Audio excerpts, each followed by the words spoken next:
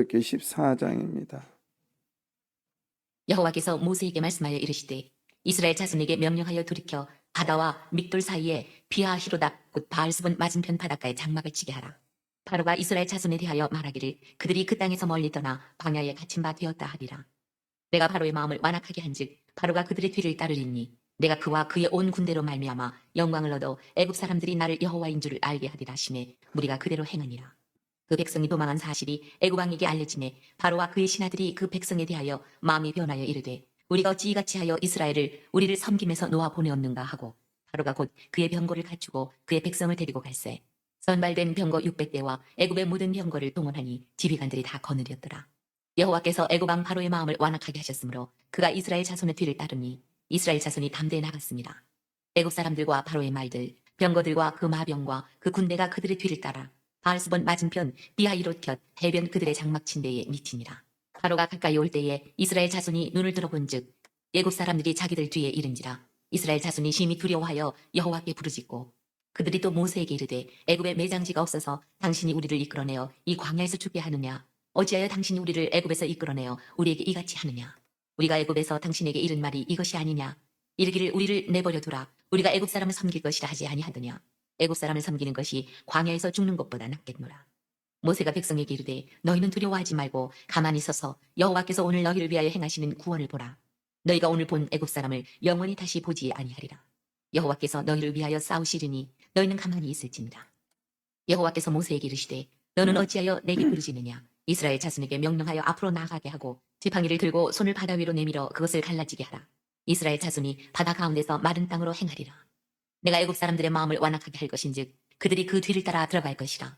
내가 바로와 그의 모든 군대와 그의 병거와 마병으로 말미암아 영광을 얻으리니 내가 바로와 그의 병거와 마병으로 말미암아 영광을 얻을 때에야 애굽 사람들이 나를 여호와인 줄 알리라 하시더니 이스라엘 진 앞에 가던 하나님의 사자가 그들의 뒤로 옮겨가매 구름 기둥도 앞에서 그 뒤로 옮겨 애굽 진과 이스라엘 진 사이에 이르러서니 저쪽에는 구름과 흑암이 있고 이쪽에는 밤이 밝음으로 밤새도록 저쪽이 이쪽에 가까이 못하였더라.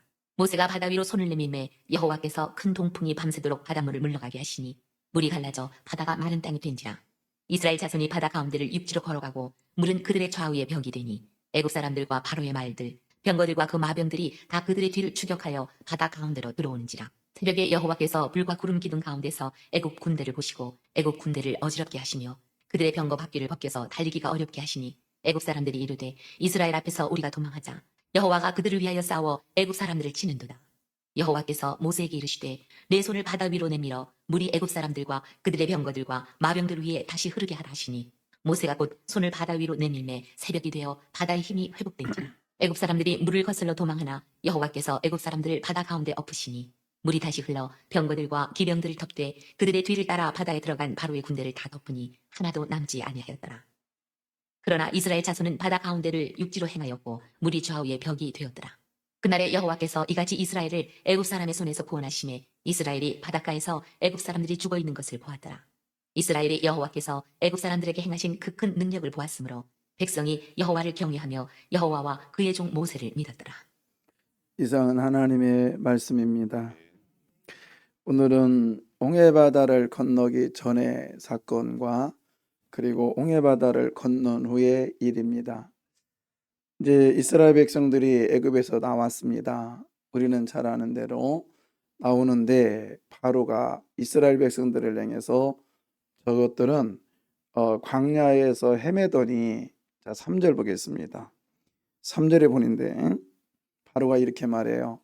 이스라엘 자손에 대하여 말하기를 그들이 그 땅에서 멀리 떠나 광야에 갇힌 바 되었다 이렇게 말하는데요.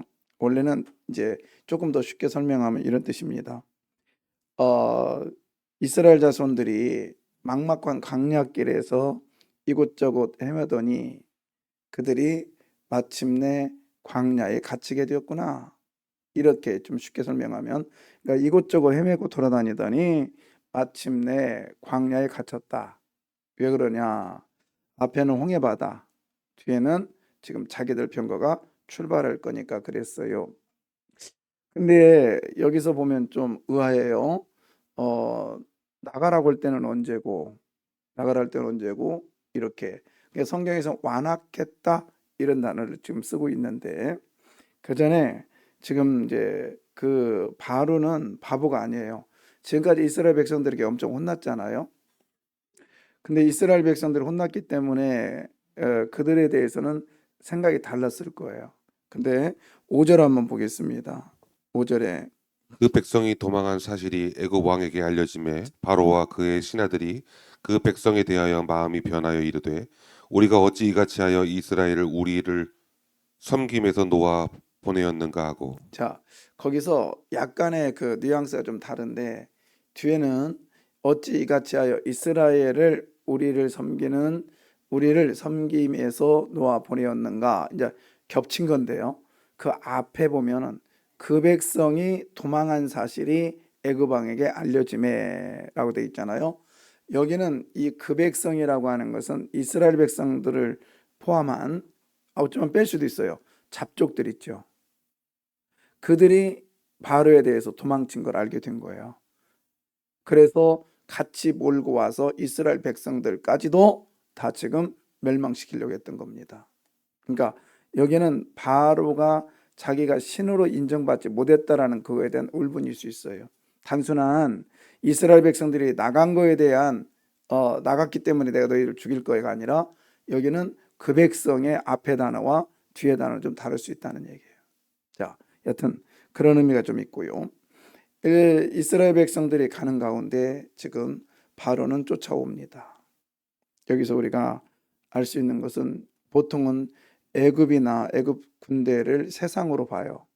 그렇죠? 그 다음에 조금 더 적용을 하다 보면 애굽 군대라고 하는 이 군대를 우리들을 대적하는 대적의 무리로 볼 수 있어요. 신앙생활하면서 이 대적들 즉 세상은요 우리를요 끝까지 쫓아옵니다. 하나님의 사람을 끝까지 쫓아와요. 우리가 주님 앞에 가면 갈수록 더욱더 세상은 발아가면서 쫓아와요. 병거 600승을 가지고 지금 계속적으로 몰고 쫓아오고 있어요. 그러니까 우리들에게는 항상 애굽 군대가 쫓아온다는 사실을 깨닫고요. 두렵고 떨림으로 날마다 깨어 있어야 돼요. 그냥 안주하고 안일한 마음으로 살면 언제 애굽 군대에 의해서 넘어질지 모릅니다. 그래서 기억할 게는 우리는 세상은 나를 계속적으로 쫓아오고 있다. 그 다음에 우리가 기억할 건 뭐냐면 이 모든 것들은 하나님의 간섭하심 속에 일어나고 있는데 잘못하면 인샬라요. 다 신의 뜻이야. 다 신의 뜻이야. 할 수 있거든요. 그러나 여러분을 힘들게 하고 여러분들을 어렵게 하는 대적들이 알게 모르게 나에게 있을 거예요. 있죠. 때로는 그것이 사람이 될 수도 있고 뭐 주변의 환경, 직장 뭐 여러 가지들이 있을 거예요. 그러나 그 대적들을 왜 하나님이 나에게 저 대적들을 붙여줬는가 원망하기 전에 하나님이 그 대적을 나에게 붙여줬다고 생각을 하십시오. 오늘 이스라엘 백성들에게 바로라고 하는 대적이 붙습니다. 그런데 보니까 이렇게 말하죠. 자, 4절. 내가 바로의 마음을 완악하게 한즉 바로가 그들의 뒤를 따르리니. 자, 바로의 마음을 뭐하게 하셨다? 완악하게 하셨다. 자, 지금 바로가 그들의 뒤를 따르리니 그랬잖아요. 그러니까 바로는 자기가 스스로가 이스라엘 백성들을 지금 죽이려고 그리고 자기를 배신한 백성들까지도 죽이려고 지금 쫓아오고 있다고 생각을 한 거예요. 그죠? 근데 그 배후에는 누가 계셔요? 하나님이 그의 마음을 어떻게 하셨다?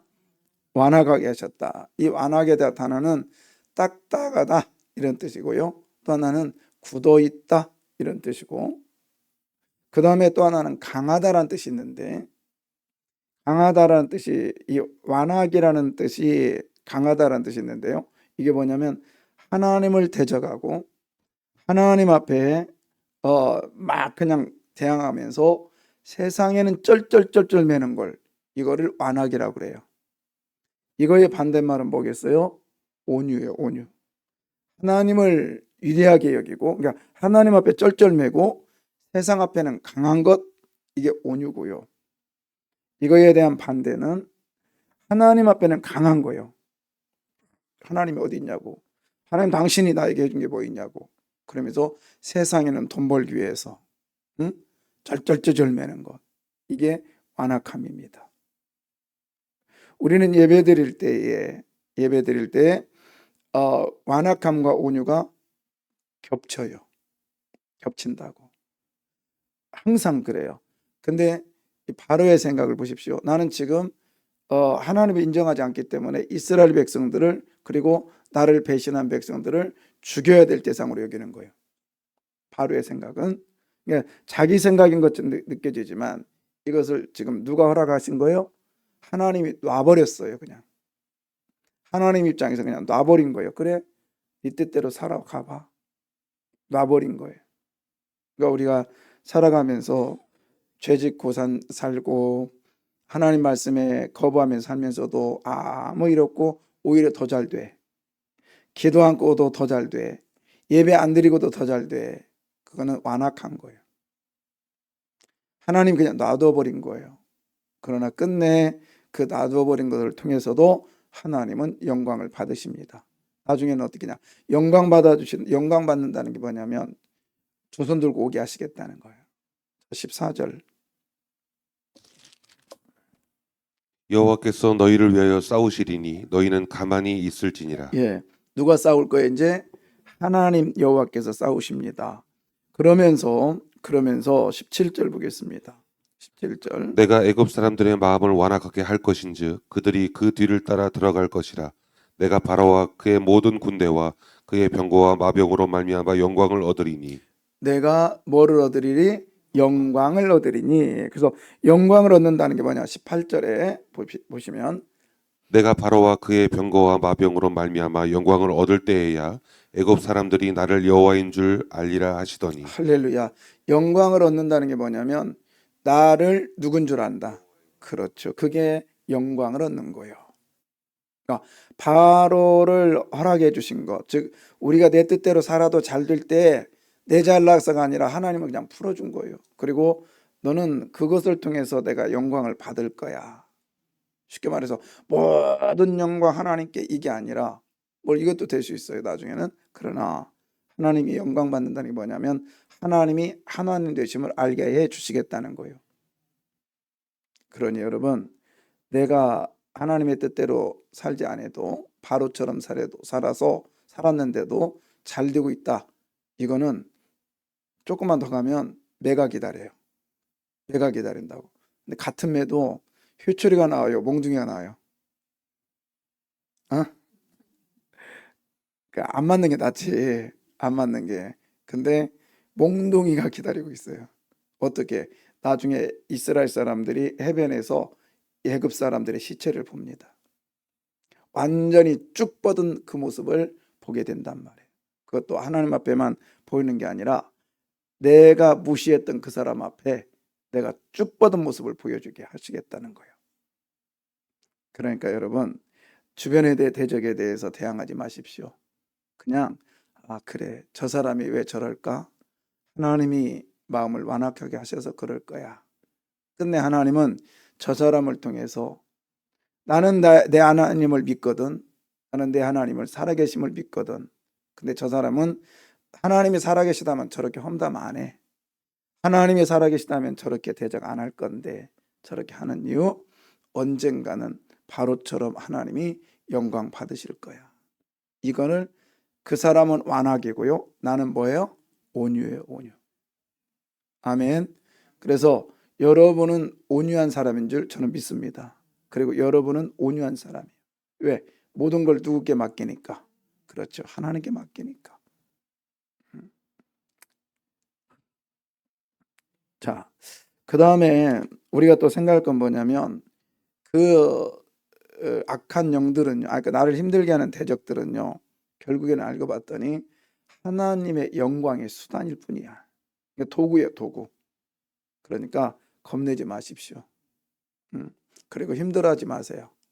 그 대적을 보면 이스라엘 백성들이요, 대적을 보면 꼭 이렇게 행동을 해요. 우리 또한 그렇습니다. 자, 여러분이 대적을 여러분이 힘들게 하는 사람들 보면 가서 막 대적하기 전에 먼저 하나님 앞에 뭐예요? 기도하잖아요. 그리고는 뭐예요? 나가서 보통은 짜증나고 막 험담하고 왜 저 사람이 나한테 그러는지 모르겠어. 내가 자기한테 뭘 했는데 잘못한 게 있다고 그러면서 불평과 불만을 쏟아놓는 경우가 왕왕 있어요. 기도 안 하고 불평 불만한 게 아니라 기도하면서 그런다니까. 어쩌면 이스라엘 백성들이 우리 선배요. 아니 선배라기보다는 누구 내 모습 같아요. 자 보세요. 10절에 보면 자 보세요. 바로가 가까이 올 때에 이스라엘 자손이 눈을 들어본즉 자 지금 뭘 보고 있어요? 눈을 뭘 보고 있냐고. 애굽의 군대를 보고 있고 애굽의 사람들을 보고 있어요. 그죠? 근데 사람들이 자기 뒤에 이른지른 자 눈을 보니까 일렀어요. 가까이 있어요.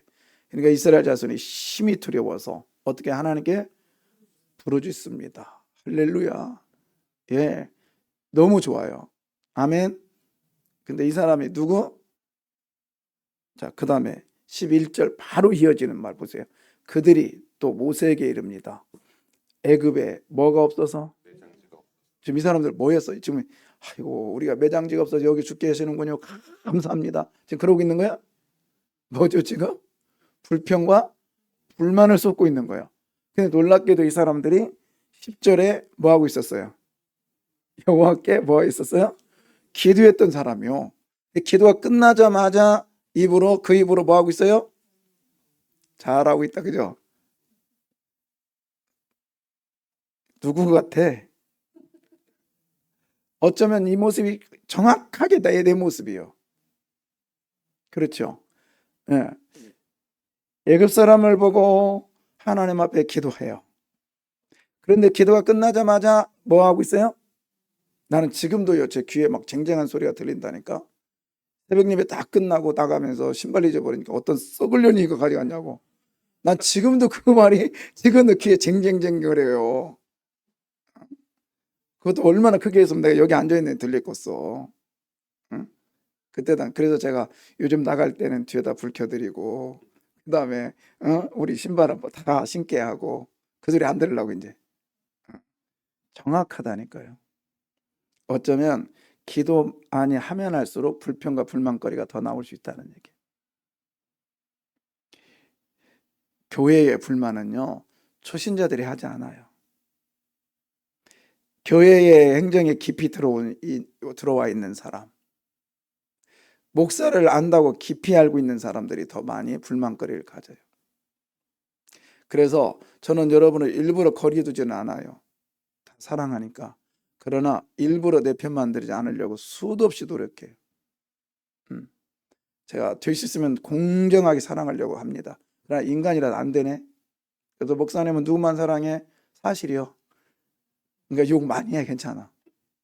나는 하나님께 영광을 받을 거니까. 하나님 그걸 통해서 영광 받을 줄 믿으니까. 그런 얘기 하지 마요. 그러나 당신은 인간차별 안 해. 제가 인간차별 안 하려고 노력하지만 어쩔 수 없어. 난 인간이잖아요. 여러분 이왕이면 속썩이고 말하면 막 불편한 사람을 사랑하겠어요? 아니면 그냥 말 한마디에 막 예예 하는 사람을 사랑하겠어요? 인간이라. 그렇잖아요. 그러니까 그 차별한다고 그렇게 하지 말고 그냥 기도하세요. 뭐라고요? 하나님 우리 목사님 나도 사랑해 주세요. 그러면 되잖아. 근데 목사 사랑받으면 뭐 알겠어? 하나님 사랑 받아야지. 아멘입니다. 예. 그래서 여러분 우리는요 꼭 하나님 앞에 그래서 기도의 삶은 꼭 행함이 따라야 되는 거예요. 근데 또 이런 경우도 있어요.